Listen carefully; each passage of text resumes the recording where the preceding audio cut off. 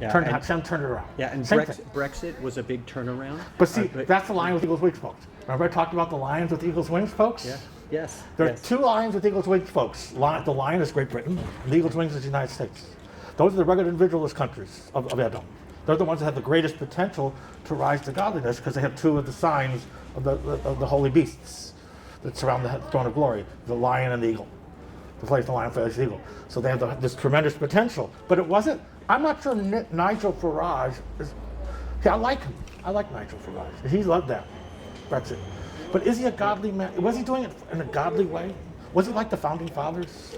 You have to ask he yourself. wanted to stay. He didn't want him to leave. He wanted him to leave. No, he was Brexit. He's the independent party guy. I'm sorry, I'm getting him mixed up. Nigel, the guy goes before the Council of Europe and says. So it's like Trump again. He's like Trump. It's like Trump. Nigel's like Trump. They're good friends, by the way. That's why they're good friends. Nigel came to the United States to work on the Trump campaign after he won Brexit. I remember it. So worked in Great Britain. He saw it worked in Great Britain. He got them to leave Europe. He says, now I'm going to go help my good lion fellow, spiritual fellow, Donald Trump. So that's a bad sign. What that tells you is Nigel wasn't doing it necessarily for godly purpose. He wasn't doing it to serve God. It was more because there is a lion with eagle's wings streak within Great Britain and the United States with a rugged individualist streak which exists in both countries that he finds as a fondness for someone like Donald Trump. Let me give you one. And by the way, there's a danger. What did Nebuchadnezzar, my lion with eagles being ancient Babylon? This is key. When Nebuchadnezzar saw the vision, he was the head of gold in the dream. You're that head that you saw, that you dreamt about. So what did he do? He built an entire statue of himself. Yeah. Everybody worshipped around. So what did Trump do in New York? He doesn't put his picture, but he put his name in 100% 14-karat gold letters on his towers. And he wants people to it's the same. It's the same danger. Okay. There's the same danger. That's Babylon. There's one question that I have about this. Okay. And maybe your answer is that, well, Trump really isn't Republican because the Republican Party put together the most pro-Israel platform that we can remember. Well, I don't know. Trump is that. I think Trump is that because of his daughter. And that platform was put forward and voted on, internally in Cleveland. And that was the first year that they did not have a hurricane disrupt their convention, or even the rioting that was expected didn't happen. That's something good that happened. So God sees a potential, and there's a reason why God, which is what we were talking about all before the head of Esau. Because reality, what's going to bring Esau back is his head. It's not his emotions. It's not his passions, which always lead him astray. And his eyes, definitely. His eyes popped out. Remember, the head rolled in the kid. The eyes popped out because the eyes, mamish, would lead you astray. So the eyes representing a Moloch were popped out of his head when the head rolled into the cave. So the head is the only part of Esau, minus the eyes, that have a place in the world to come. So there has to be an aspect of the head that Donald Trump doesn't have, and Donald Trump does not represent. Is not a heady guy. He's not a person whose head controls his emotions. It seems to be the other way around. His head, he's a smart man. I don't get it. He's a billionaire. He's obviously a very smart man. But he's built his empire on following his instincts.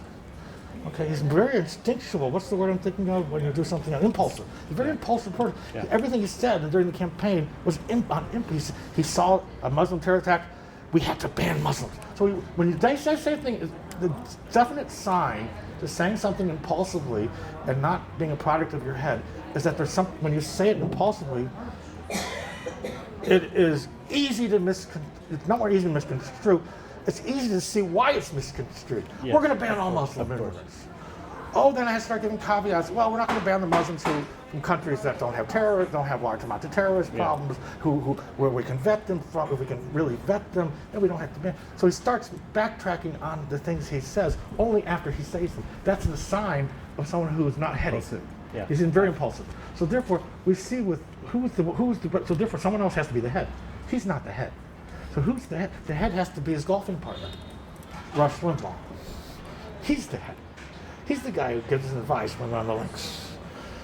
And he's probably the guy who's going to bring him out of this morass. And so you don't think that Mike Pence is going to be able to influence him? I think there'll be a lot of influences. And Reince Priebus.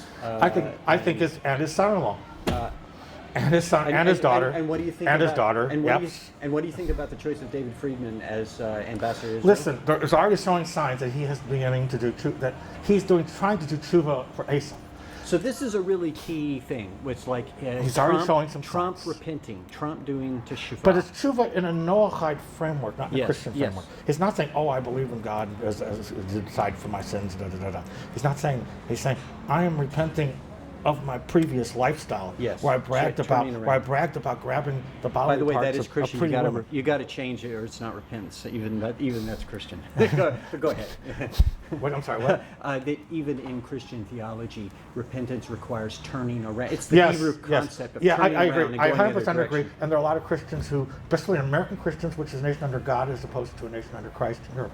Europe is gone because Europe never moved on from being a nation under Yahshua, under Jesus, to being a nation under God. Okay. When you have a country that's dedicated to being a nation under God, you've already eliminated the aspect of, you say, at least within our national framework, we can look at each other and judge each other based on our extenuating circumstances. That God does take it.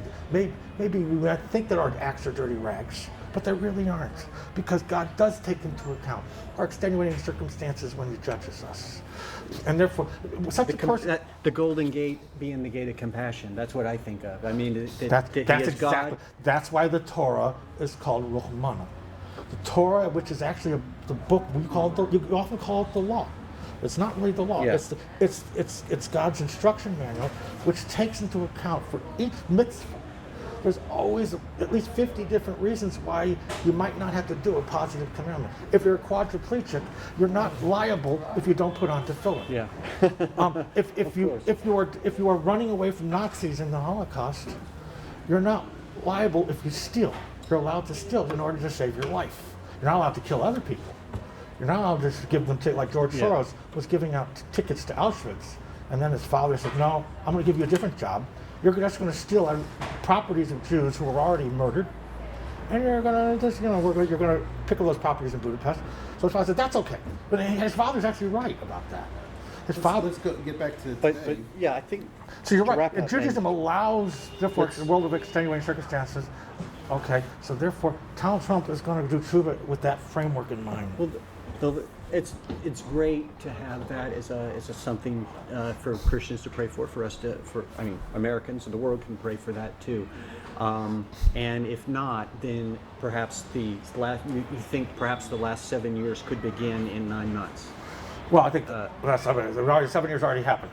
We already followed the cycles, the actual. Okay, so we're going from 43 to 50. But, No, we were going from 43 to 50. That's right. Okay. Whereas Okay. we're already at 50. We already at 50. So we're already within, that's the mitigating circumstance, is that we're already within the 50th gate already. So there's a possibility in this model that the end of the age comes in 9 months. That's correct. And which means Very strong possibility. The That is the- Mashiach must. Well, I have a friend, must this come. is why, But- because you begin the 9 months on this past Sunday, you end during Sukkot. It's precisely in accordance with the paradigm Okay. that of the 9 months that it is as it's supposed to Okay. take place. And let me ask you one more question. When the nation of the world gathers. If that happens, then we'll all know it. And if is there a sign that must happen at the end of the 9 months? Is it? Okay, so this the is where my friend Mashiach- Yaakov, this is where you have to read on the 7th day of Tabernacles. Yes. We are told that what's going to happen is a great and awesome day of the Lord. Yes. We even say in our davening, we say Yom Gadol V'no Ram. We take the Torah out of the ark on Hoshana Rabbah, like we do on Rosh Hashanah Yom Kippur. But specifically on Hoshana Rabbah, when God sends the judgments that were made in the spiritual realms on Rosh Hashanah Yom Kippur, Yes. and enters it into the physical world on the 7th day of Sukkot. That on that very day, when the walls of Jericho that came tumbling down after 7 circuits, when we do 7 circuits around the altar, the walls of this present age will come tumbling down.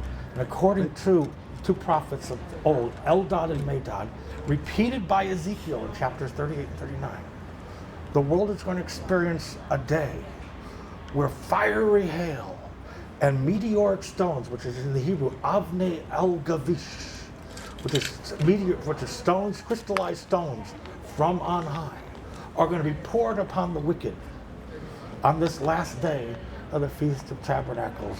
That'll be the ultimate sign that we've ended the 9 months.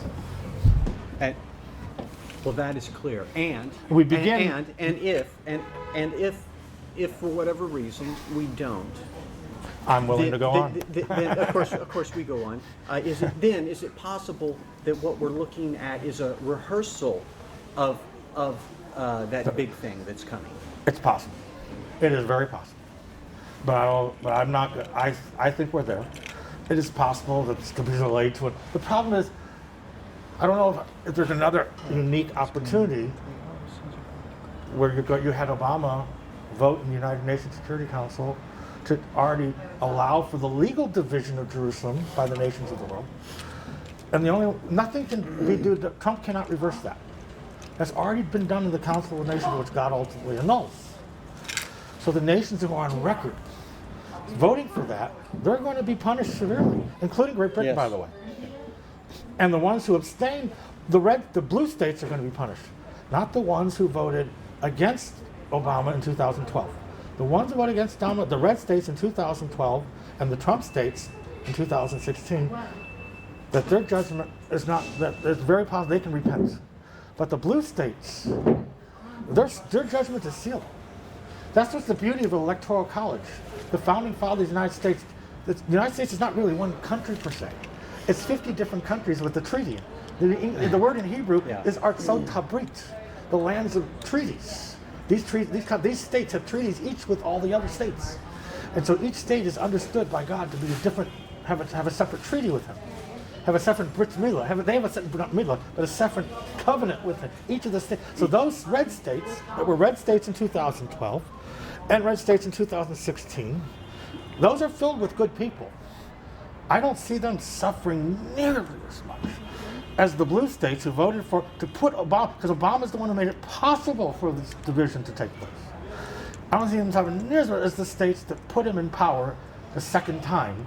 Everyone can forgive the first time. First time you're forgiven because he was a black candidate and he was the first black president. But by the second time, you knew what he stood for. You saw that half the people who were his delegates, half of his delegates, at least half of his delegates, applauded against the resolution putting God in their platform and Jerusalem as Israel's eternal capital. Putting those things. It's on YouTube. You can witness it. You can watch it. It's amazing. So half of the delegates were against that.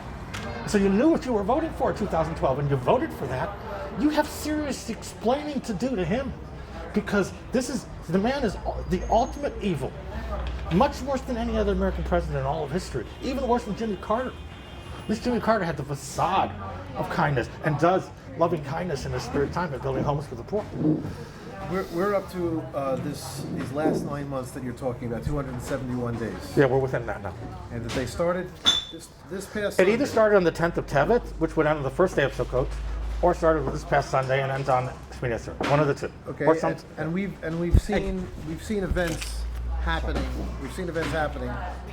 Well, on either of these first days. That's right. The first event, the 10th of Tevet, was the major terrorist attack overlooking the Temple Mount on the Tayala, overlooking the Temple Mount in Arnona. Promenade. The promenade. It overlooks the Temple Mount and the Mount of Olives. It overlooks. So it was a signipersignificant event starting with the 10th. So we're pretty much on a countdown. Either from one of those two days. I'm in the middle.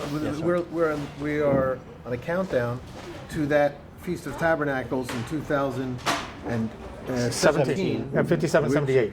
Which is in about 9 months from now. Yeah, which is 9 months. So what I would like to, and maybe not in this video, but in a future video soon, for your predictions perhaps. I don't know what to predict. I'd say this is, I'm just following. When I say this stuff, I am basing this totally on all. I didn't make any of this up. Of course. Especially the stuff about Tevet, beginning of Tevet. You know who told me this? This Dr. Yaakov Tebeck. Because everybody, when you think about the 9 months, you don't compute in your head, well, where's the beginning? You always talk about the end being Sukkot. He says the beginning has to be during Tevet. And it has to be in a year where there's only one Adar. Because I'm looking forward to hearing all of the sources for this. But ultimately, I'm looking for the milestones on this 271-day journey. I don't have a giant mouse for each specific day. That's a problem. For every single day. Even but starting from the ones that you perhaps, maybe you won't have enough time to try to. I'm looking for something already by Pesach. Okay, so Pesach is a while from now. I'm Thank sorry. you. Thank you, Rabbi.